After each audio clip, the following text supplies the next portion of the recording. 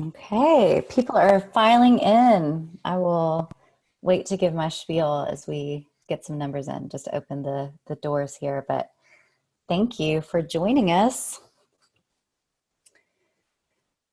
All right.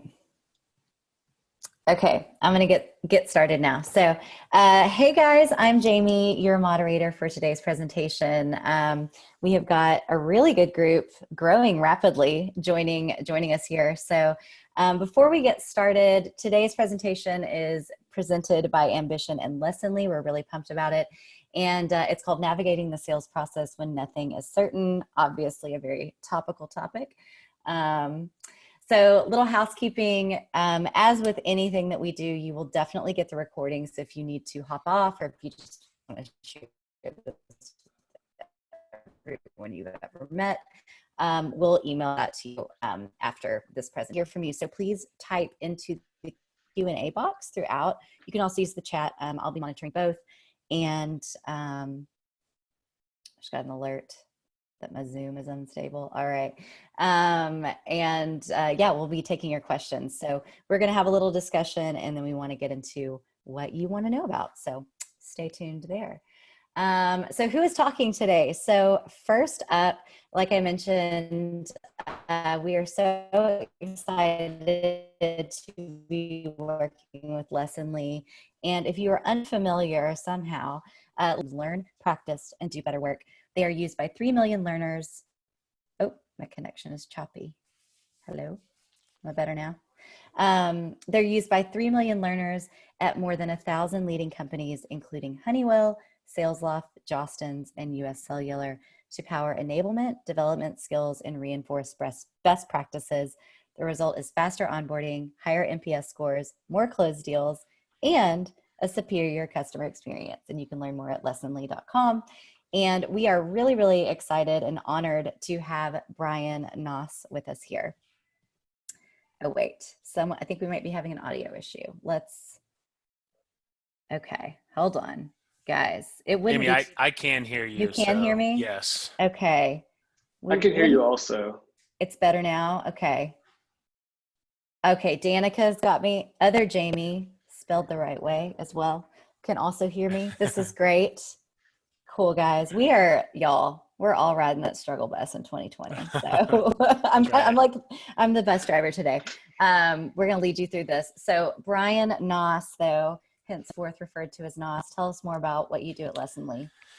Yeah, absolutely. So I've been at Lessonly for about 2.5 years. I came here to really start up our internal enablement program. So I have the honor and privilege to be kind of the enablement expert at a sales enablement company, which is a fun ride in and of itself. So I work with all of our revenue generating teams from pre-sales to post-sales and services to work on skill development, make sure they have the right content and resources and tools to serve our customers and do their best work every single day. Awesome. And yeah, second Bryan, henceforth referred to as BT for the rest of the presentation. We are both from Ambition. I'm your moderator, Jamie. I'm just on the marketing team. I'm just going to guide us through. But Ambition is gamification and coaching software for modern, high-performing sales orgs. Ambition improves employee performance, manager effectiveness, and team culture.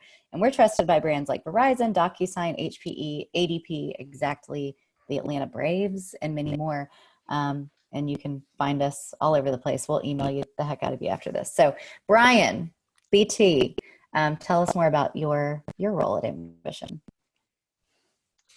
Thanks, Jamie. Like you said, I'm the co-founder and COO at Ambition. So I work really closely with our customers and specifically our go-to-market team to maximize performance, make sure people are getting the most out of the coaching and accountability and transparency software we provide to sales teams. So thrilled to be here. Looking forward to talking about what we're doing, what we're seeing people doing in the greater market ecosystem, and hope we can all, do the best we can right now, which is 2020 keeps throwing curveballs at us by all means. It's like every second of every day is just fun stuff. So yeah, so the topic, very topical. Today's talk is really about the ingredients that you need to be successful as a sales leader. Not just right now, though we all recognize right now is really rough and kind of wild. But really anytime your business or the economy hits a rough patch, we are all learning so much. We're all in the lab right now. Like we are getting a front row seat to what we can do to persevere from now on for the rest of our careers till the end of time. But I do have some stats really specifically. So Revenue Collective recently did a report that's about what's going on right now with sales leaders. So no shock, 95.6% report feeling an impact from the events of COVID-19. More than half, I actually think the actual stat was like closer to 70% report adjusting revenue targets and forecasts directly as a result of what's going on right now. 62% have or will change quota in 2020, and the average reduction is anywhere from 10 to 50%. And 80% have paused hiring, reduced spending on travel, new hires, and new software. So that in and of itself impacts the three of us for sure, and probably many of you on the call. And from a multitude of sources about employees and specifically sales reps, this is what people on the other end are feeling. So according to one study, 23% of employees right now are saying that they miss their colleagues and face-to-face time in the office. So it may have been something that we didn't think much about. And now and now we're all having this bizarre sort of collective, morale knock. I miss seeing people day to day, or at least having the option. However, according to one study too, 30% of workers listed flexible remote working options, second only to excessive time off as their favorite benefit. So while we are hating being forced to do it, it is a valued thing. So figuring out how to all work together better during this time is probably smart for all of us to keep and retain top talent. However, Pew Research found that only 7% of workers in the US even have the option. So we're all very lucky, but it also is something that we can probably look to see growing and changing after this time period as well. Specifically, though, when it comes to sales teams, this was staggering to me. Less than 6% of large sales orgs were even remotely equipped to telecommute at the beginning of 2020. So we got a lot of people out there, especially those of us that are selling to other salespeople. There's probably a lot of teams that are really struggling right now. And so I know that's top of mind for us and probably a lot of you guys out there too. And I thought this quote was really interesting. So General Stanley McChrystal has his own consulting group, and he works a lot with sales teams and leadership groups and goes around the country. And I loved this quote. It really hit home for me. He said, managing, coaching, and motivating thousands of sales employees in a work and home environment is creating immense challenges for sales leaders, including leadership, transparency, collaboration, and speed. And it was really gratifying because that's something that we talk about day in and day out at Ambition. And so it was really great to see someone else just concisely pulling that all together. So as a result, if these are the things that we're trying to impact, these are the challenges that sales leaders are having. Today's conversation is really going to focus on 3 areas that at least our businesses believe, can help with moving together in the right ways quickly and transparently. So accountability, alignment, and enablement is our first batch of questions. Our second batch of questions is going to be about prospecting, goal setting, and forecasting. And then lastly, we're going to talk about how do you reinforce those things that you're changing on a dime, and what are the process adjustments that are going to have to happen. And I feel like both Bryan Naas and BT are experts in this realm. So I'm going to stop sharing and take it here. All right. So, all right, guys. So first question, as we talk about accountability and we talk about guiding sales leaders in the right direction, I think it's a fear, and this is something that we've talked about a lot, that sales teams going remotely, the energy is going to die, especially right now. We've got a lot of people who are just sad and dealing with a lot. They have a lot on their plates. And you also couple that with maybe you've got some young, frontline sellers that are super green. I know we just onboarded someone about a month before this all happened. And so you've got some inexperienced people. You've got people really going through it. So Naas, I'm going to start with you because I know you have some really great thoughts around this. You know, what is your perspective? What should sales leaders be doing differently right now to hold reps accountable? And what does accountability even look like? How has that changed on a weekly, daily, hourly, minute by minute basis right now? Yeah. Thanks, Jamie, for sure. I think one of the first things that managers have to remember and be transparent with their teams about is, you know, the numbers are changing, right? The outreach is going to look a little different. That doesn't mean accountability changes, though. And so as I'm thinking about our sales reps, one of the things we're really focusing in on is, hey, let's be transparent and let's look at the numbers together. But let's, instead of just thinking about the numbers themselves, let's get more strategic. Let's have a very specific plan for every opportunity that I'm working on, for every customer that I may want to reach out to as a potential future opportunity. Let's be very purposeful about what that looks like and what that plan is going to be. So that means now that a standard email call, cold call cadence may look a little different, but and that's okay, right? It's about having the right strategy. And I think the best way that managers are going to get through that in this time is just with frequent coaching, right? You talk about the new rep, the rep you just onboarded a month ago, right? This is a time where that rep is going to need maybe daily coaching to talk through, like, okay, what does this message look like, and how has that changed from how you were onboarded, how we maybe trained you in the very beginning to do that, how has that changed over time? And that frequent coaching is good. And one of the things I think for me that might be a silver lining to some of this is to seeing managers double down a little more on coaching because it's required right now. And I'm hoping that's something that we'll be able to continue into once we all get back to the office and kind of get back to some of that camaraderie. Yeah. And what about you, BT? What's have you seen our customers reacting in different ways? How have you seen, you know, we obviously talk about coaching and being consistent with that, but how has the makeup of those changed? Yeah, it's great. I think what Bryan said is absolutely correct. I think the first thing that we're talking about, in both internally and with our customers, is like, what can people control? Like you can only be as accountable to the things that you can specifically drive. And that to me is actions you can take. It is planning with who you're going to talk to, as Naas says, you know, really making a specific plan and value proposition for every opportunity you're a part of. And so I think that's with management saying, like, here are the things that I'm holding you to accountable to right now.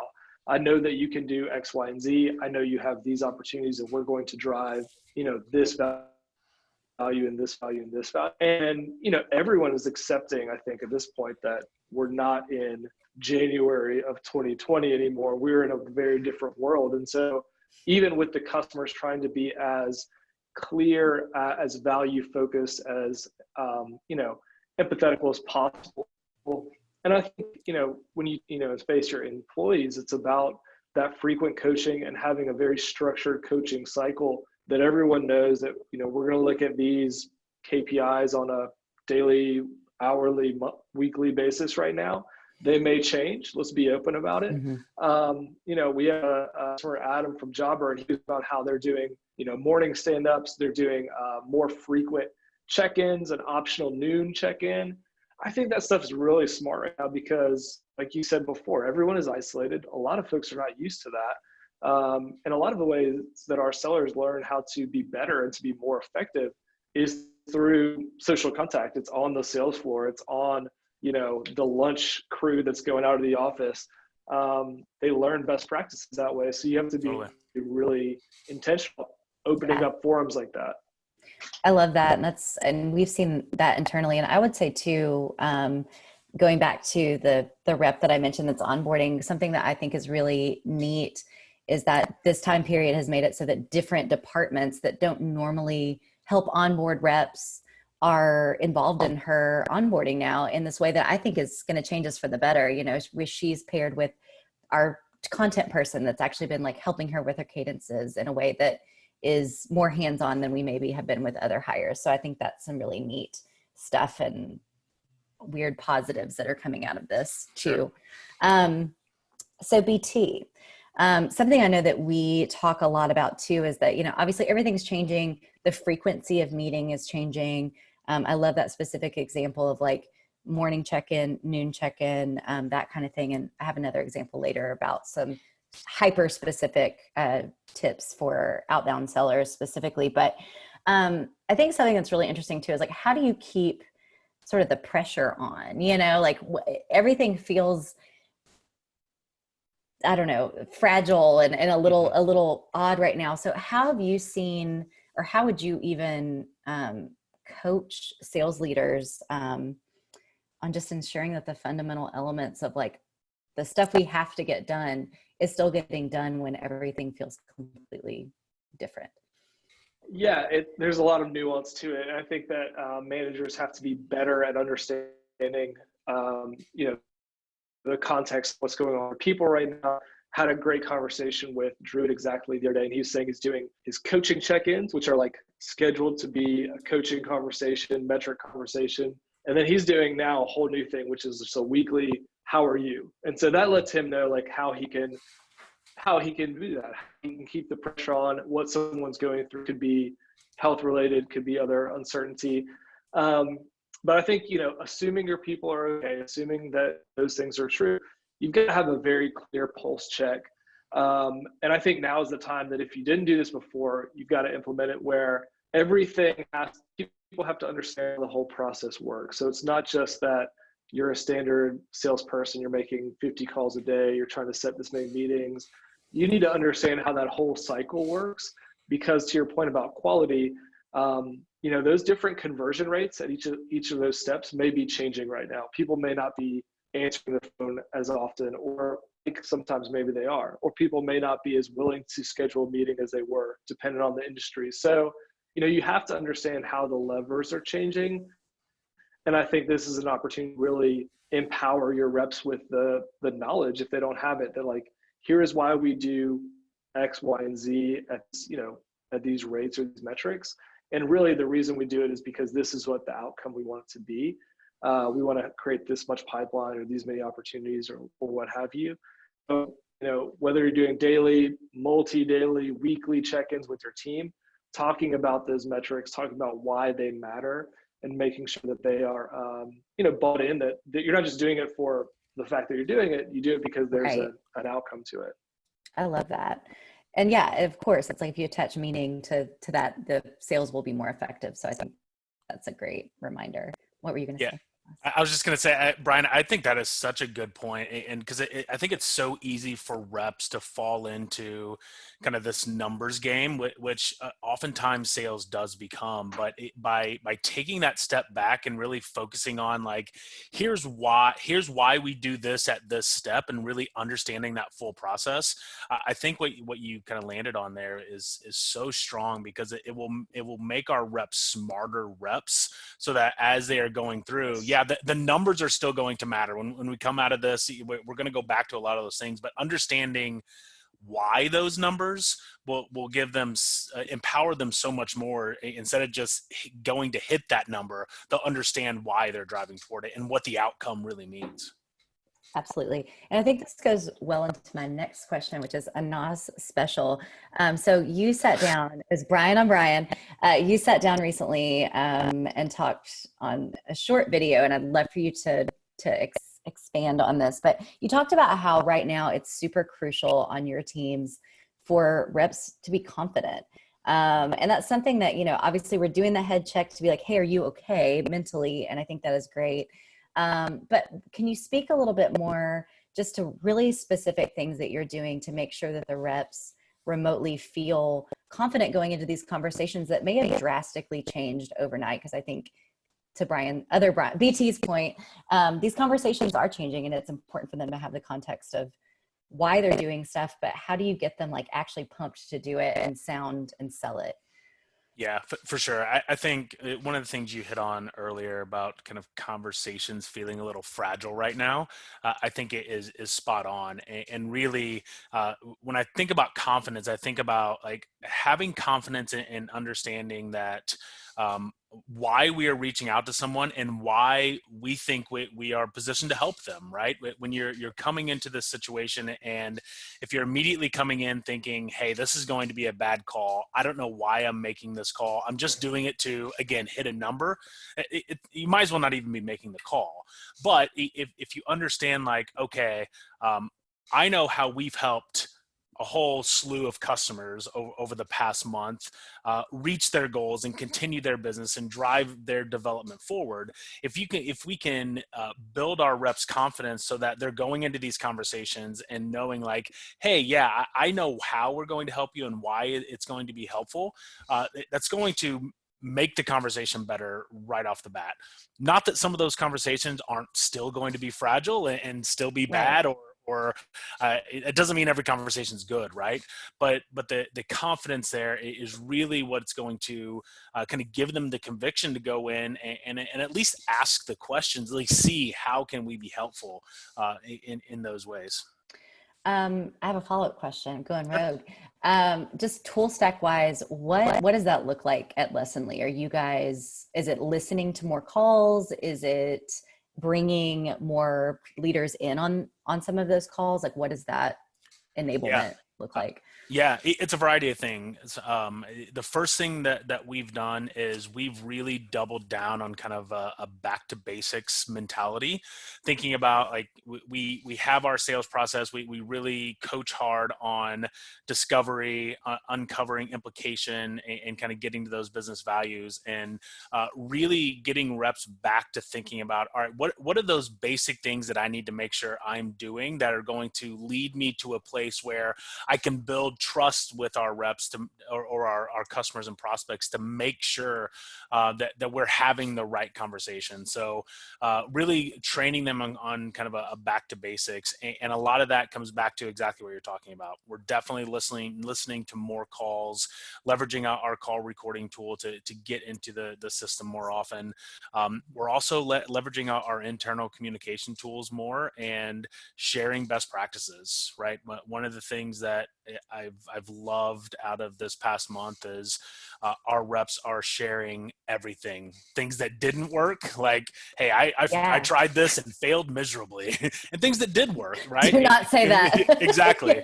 And they've been able to kind of learn from each other. And Bryan, you mentioned earlier kind of that while those things oftentimes happen at the office in a one-to-one conversation on a walk to lunch, now they're happening with a broader group in Slack, and those things are kind of distributing a little quicker around the team, because everybody's trying to look for what can I do to make this conversation a little better.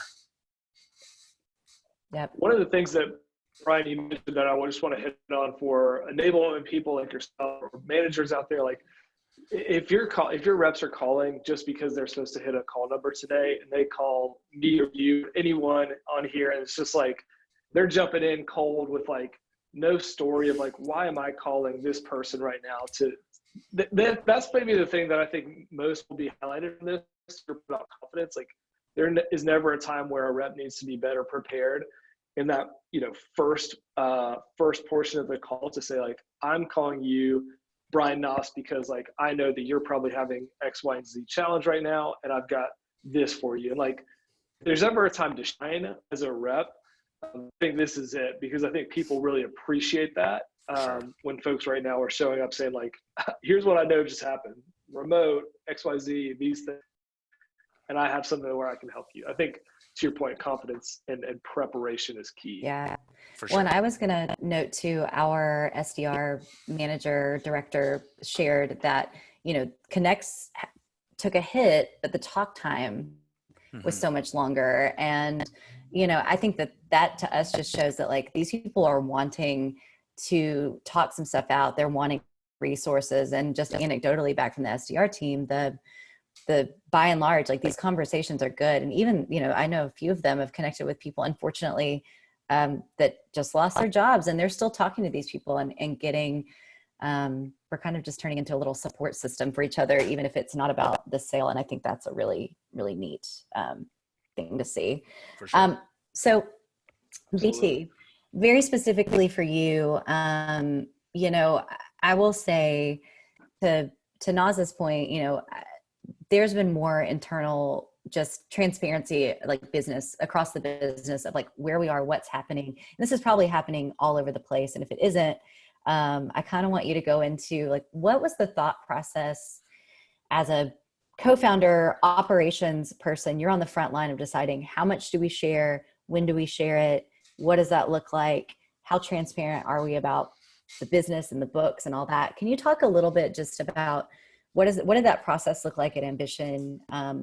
And what advice and resources would you give to others that might be listening that are like having that challenge right now? Like, how much is too much to share? Or should we just lay it all on the table, like all or nothing right now? What do you think? Yeah, I mean, you can, I guess you can say that I was having my own like little mini Cuomo press conference the other day for our company. And, I think that you had like, flags.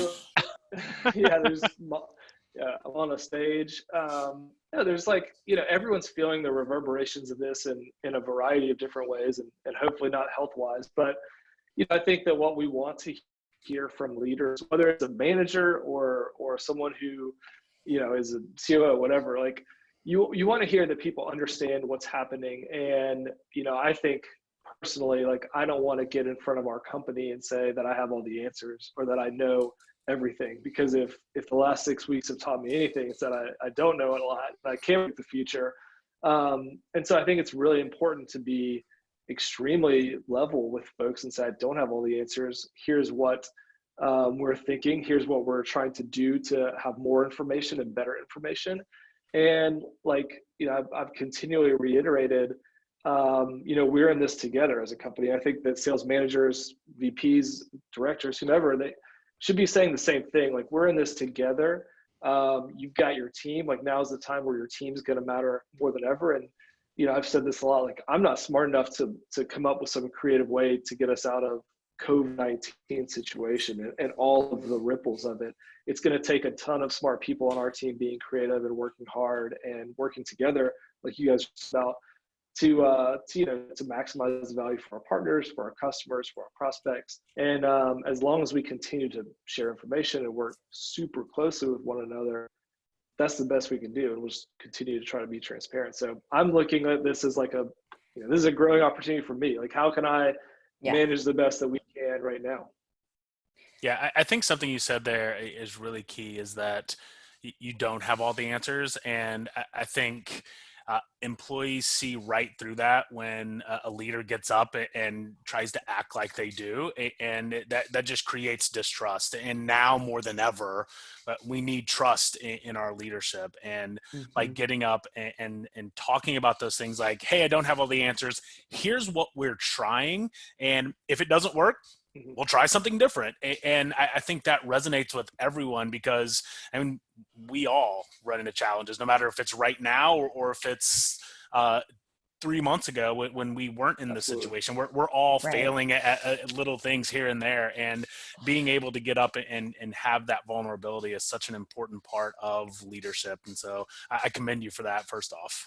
Yeah. Well, I would say too, to kind of put a bow on it before we move into the next sort of batch of questions, like, I feel more confident about the job that I'm doing when I know what's real and what isn't. So I think it probably, it trickles down to the people picking up the phone and talking to people if they know, exactly what they're dealing with when they come into the office every day. So I think, thank you, Bryan, and thank you to everyone. And I just think it's great advice. If you feel conflicted about sharing things with your teams, like question that gut instinct actually might be something you want to fight against right now.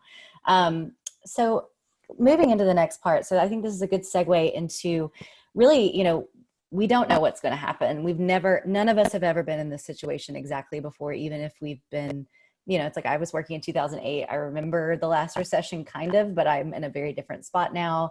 And I think this is very different from that. But, we know that people are resetting their quotas, as evidenced by that stat earlier. It's all over the map. It's everything from complete shutdowns to like, we're just going to wait and see kind of thing. I think for you, I want to sort of continue the thread we were just talking about. When did you realize that things were not going to let up? And this is for Bryan mostly. as someone who helps set our company company goals.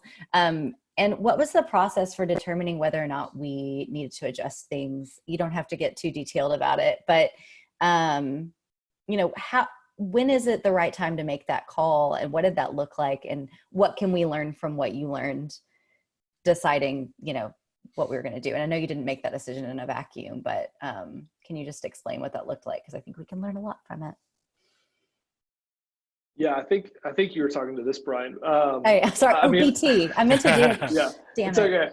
Okay. No, I mean, we've had two confirmed cases at admission that I remember when we got the first. I remember where I was when the first one was confirmed, and that was, it was like, okay, well, we need to close the office right now. We need to close our other office, which isn't even in the same city as that. We need to doing these things, and you're kind of just in the moment of here's what we're going to do. I think we were still over a week. That was over a week prior to schools closing here. So we were before kind of the forced shutdown, which some people didn't like. And you just kind of are like, okay, shit is not the way that it was a few days ago. We need to act right now. And so, there was a bigger deal than, being open or being productive. It was we've got people's health here that's in the balance. So, that was the first thing I remember vividly. And then it started to open up, like you said, how are we going to react to what our people's goals are and what they're aligned to. And, I don't even think we're still perfect. I think we're still trying to do this kind of adapt and adjust and understand what new normal is. The good news for us is I think our business is very useful for people in this situation, and we have a lot of value to bring. So in some ways, I feel like we can be more helpful than even, we have a message that's very helpful for people right now. And so part of it is we need to go tell that message. We need to be as proactive as we can with, our peers to make sure we're sharing that. But then when they tell us, or they ask us, how can you help? We need to be adaptable. We need to be, empathetic with that, and not just say let me get you into an opportunity. Let me close a contract real quick. Right. Because that's not the way a lot of people are doing business right now. So we need to adjust that. And that's filtered to all of our go-to-market teams, as you can attest to. Oh, yes. What about you guys at Lessonly?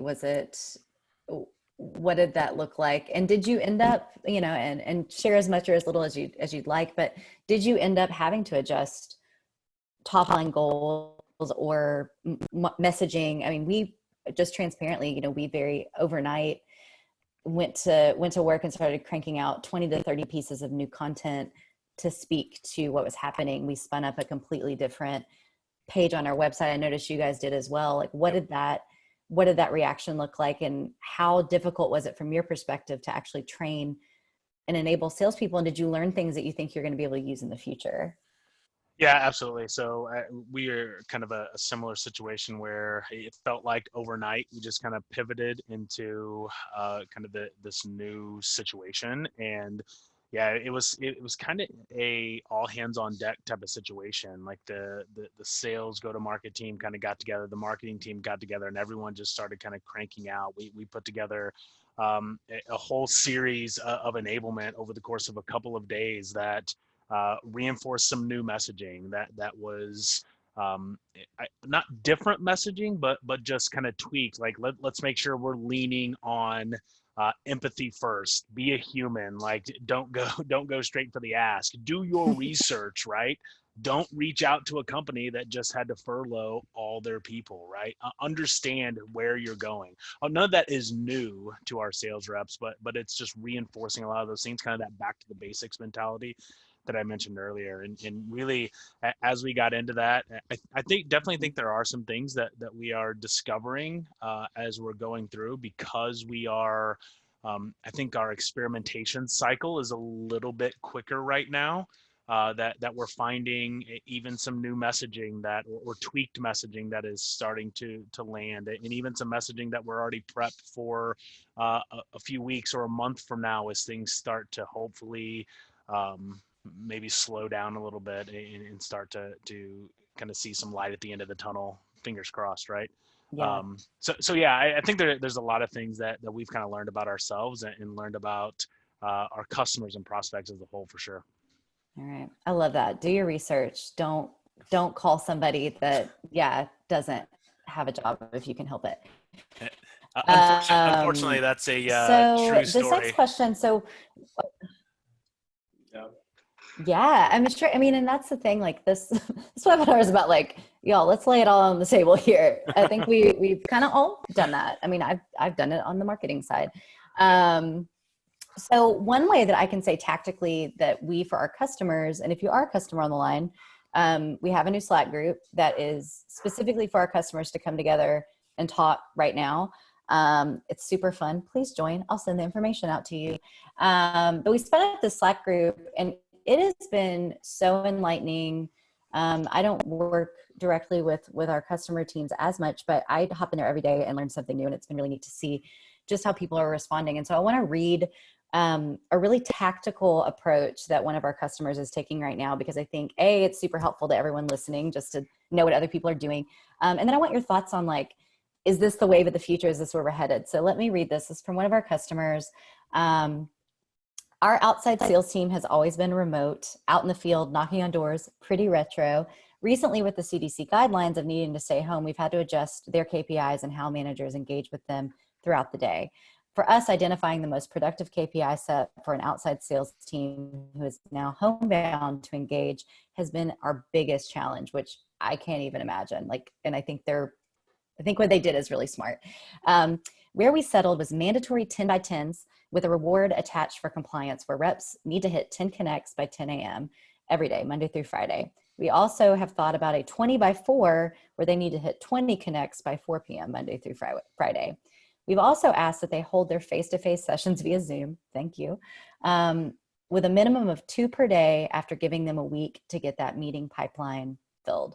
So they've set some really structured, kind of aggressive sounding goals, but this is the kicker. We also shifted our mentality away from pushing for admission, which is their connects or meeting set, to an account retention mitigation strategy. That makes the 10 by 10 and the 20 by 4 easier, because we're simply saying front of mind, stay in front of mind with our customer base. It's about connecting, not getting a sale.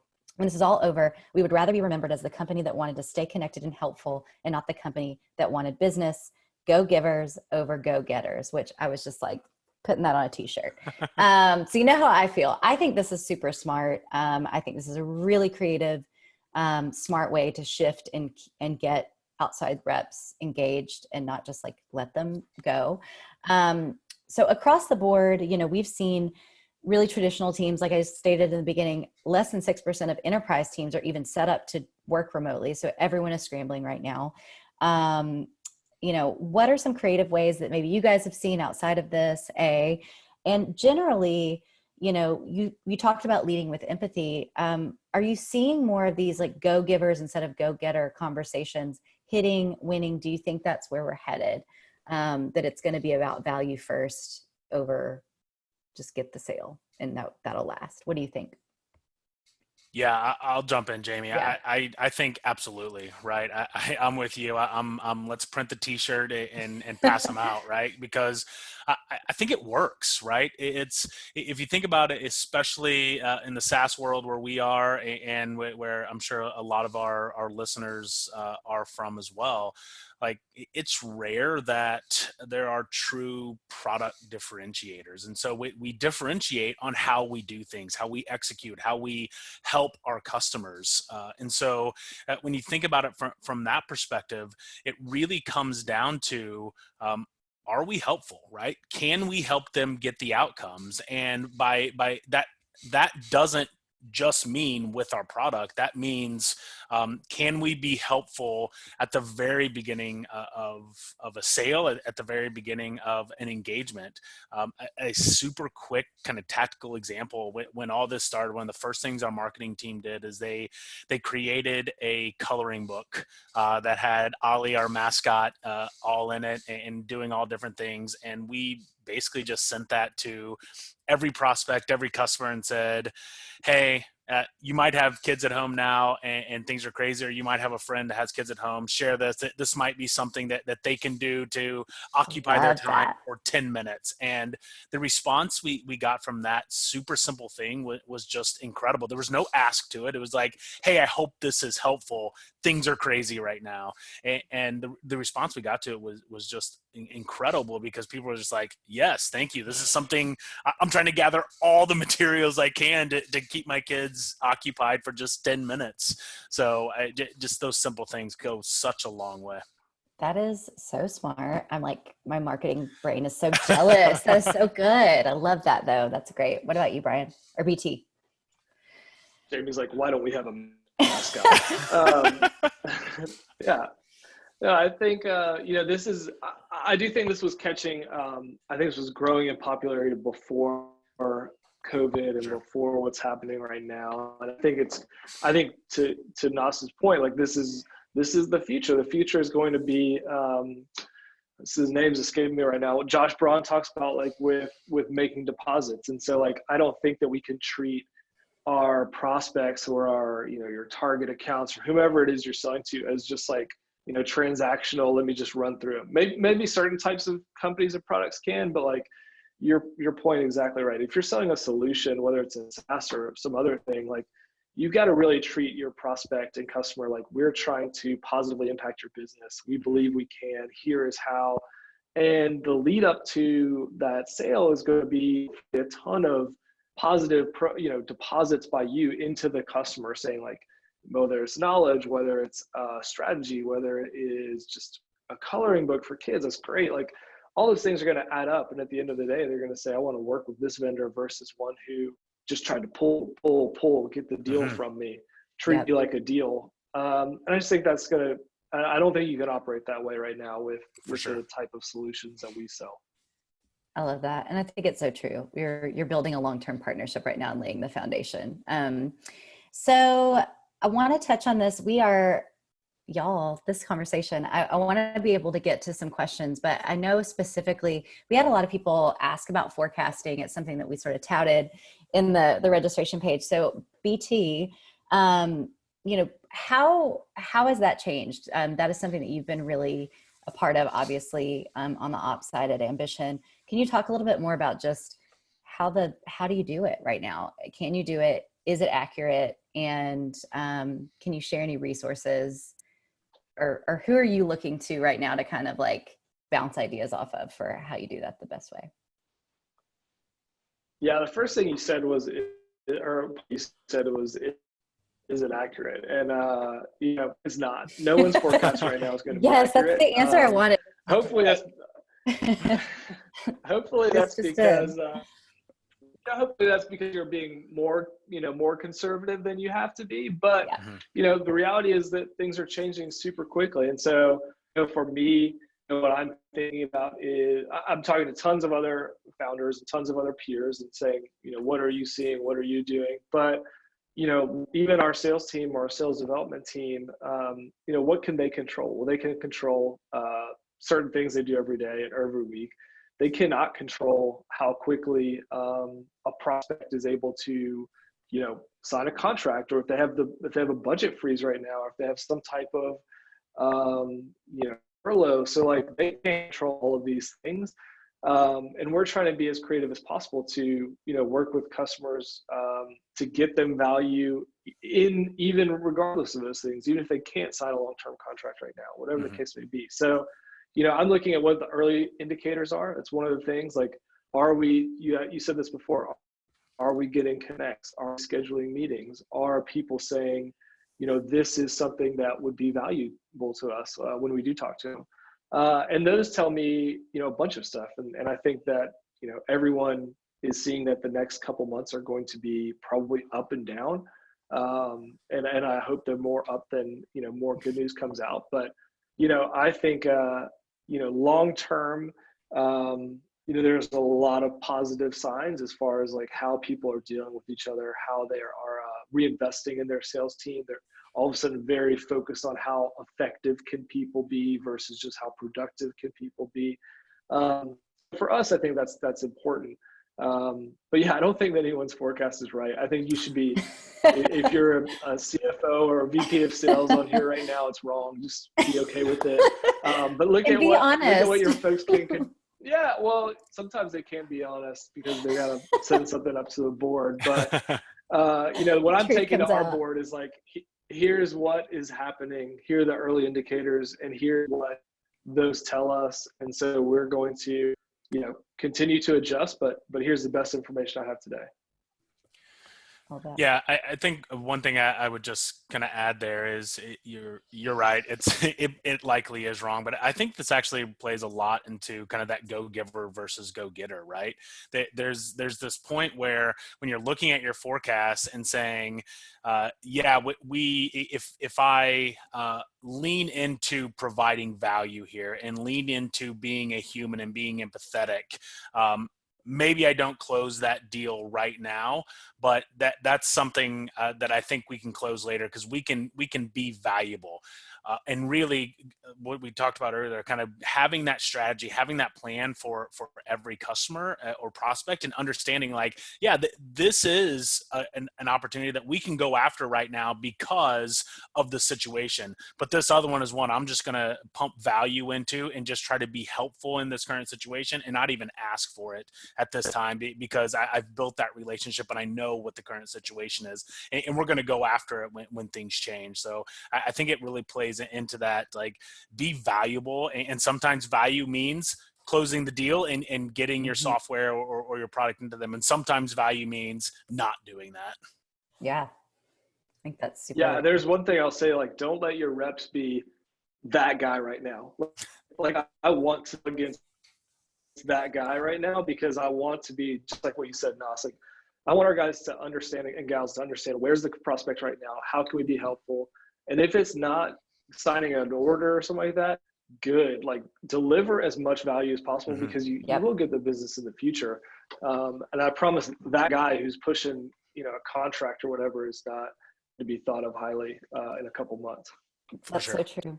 I'm going to go a little rogue and skip to some of the questions that we have, just because I think it's still going to allow you, Naas, to speak a lot more about process. I had some other questions about process, but the ones that are coming in are better. So Jamie, my name twin, there's so many Jamies and Bryans here. She says, to BT's point, clients are struggling to sign long-term contracts during COVID. I wonder if a 3-month year grace is something to consider, e.g. year 1 is actually 15 months.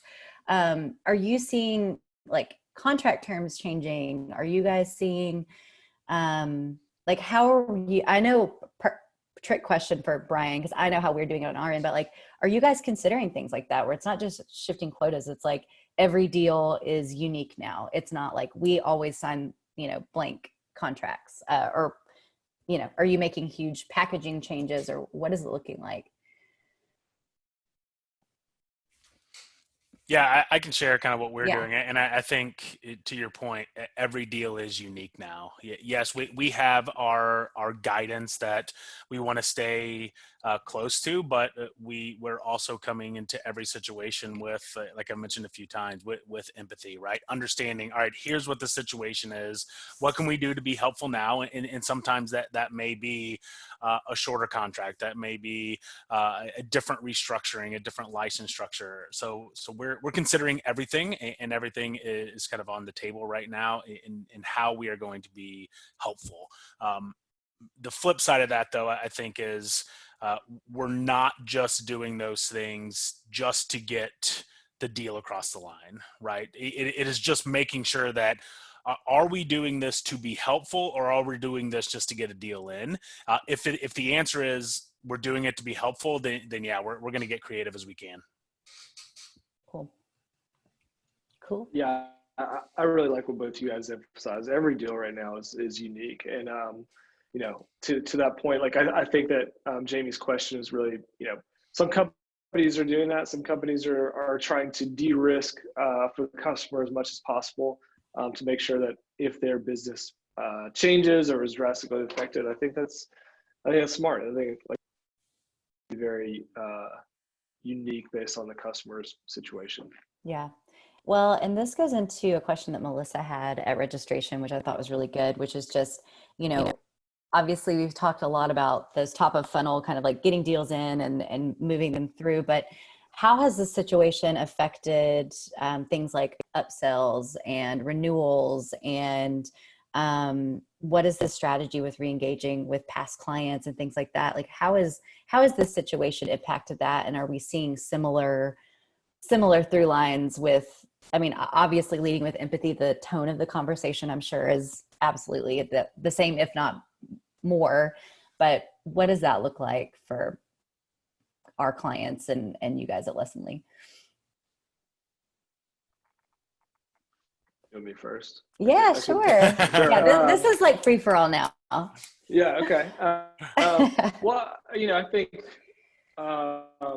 yes, about upsells. I think upsells are tough right now. I think asking for more is tough.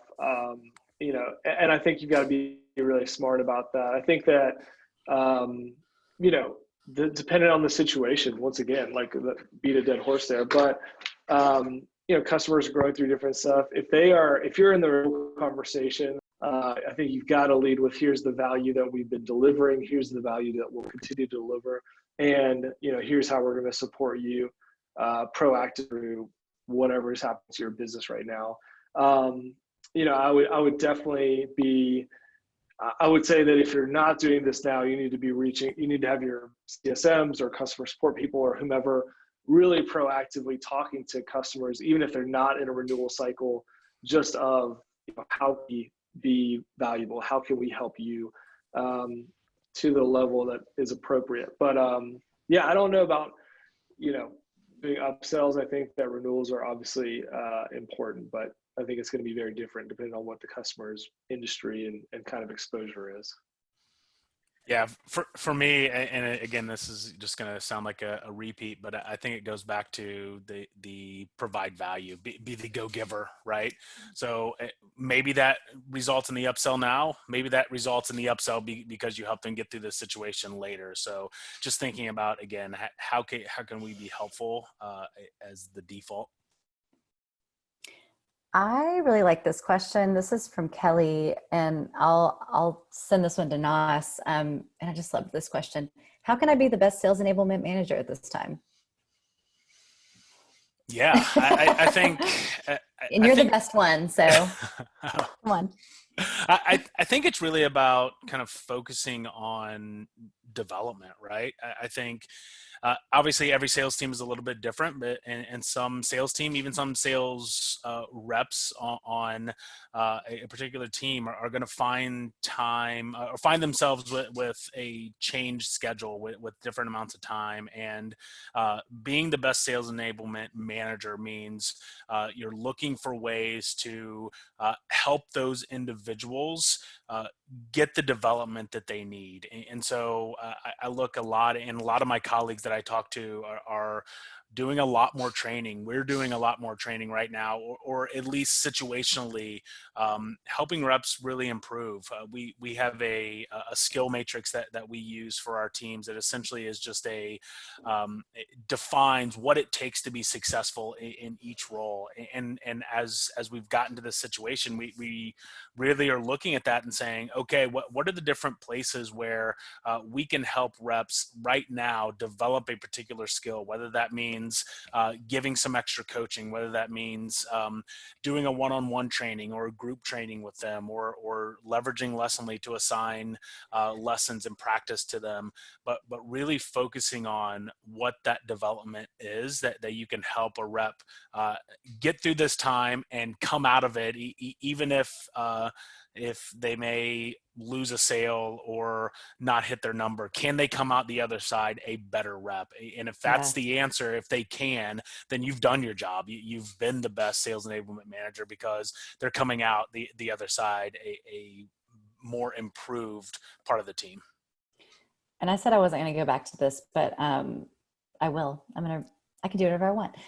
So the Bridge Group, authority on sort of all things sales SDR data, they put out a crisis management study or just sort of like tips for what you should do. And they took the bold stance that no one should have performance improvement plans for missed targets right now. And I was going to ask you guys that earlier, but now I'm curious.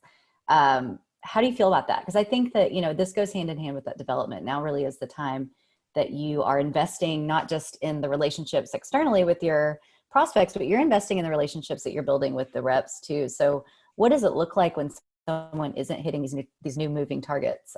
What do you guys agree with that thinking? So I think that's a really excellent point that you just raised, Jamie. Like I think now is not the time. Now is the time that people are going to remember like how great that manager was, or how great that team lead was because of what they did right now.